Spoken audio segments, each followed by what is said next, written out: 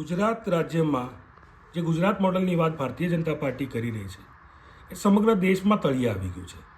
સંસદમાં જે ચોંકાવનારા આંકડા સામે આવ્યા છે કે ગુજરાત રાજ્યમાં વર્ષ 2025-26માં 2.40 લાખ એટલે કે આશરે 2,40,000થી પણ વધુ બાળકો શાળાની બહાર છે.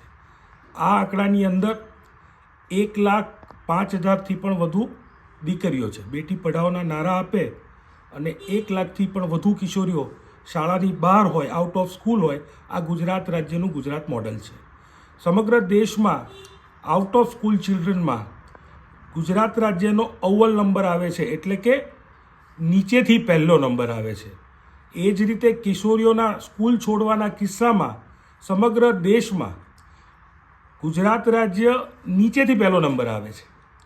સાથે સાથે દુઃખદ વાત એ છે કે સમગ્ર દેશના શાળાઓ છોડનારા બાળકો આઉટ ઓફ સ્કૂલ ચિલ્ડ્રનની જે આંકડો છે તેમાં 28%થી પણ વધુ બાળકો એ ગુજરાત રાજ્યના છે.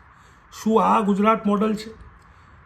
આશરે 2199 કરોડથી પણ વધારે જો ખર્ચ થતો હોય અને છતાં 2,40,000 બાળકો સ્કૂલની બહાર રહે તો આ ફાઇનાન્શિયલ મિસમેનેજમેન્ટ, આ ખર્ચ ક્યાં થાય છે એ ચોક્કસ તપાસને પાત્ર છે.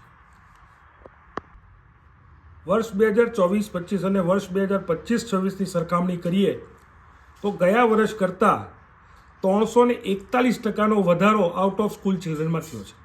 ગયા વર્ષે 55,000થી વધુ બાળકોએ સ્કૂલ છોડી હતી, આઉટ ઓફ સ્કૂલ ચિલ્ડ્રન હતા. ત્યારે વર્ષ 2025-26માં આંકડો વધી અને 2,40,000થી પણ વધુ થઈ ગયો છે. તે ગુજરાતનું શિક્ષણનું મોડલ દર્શાવે છે.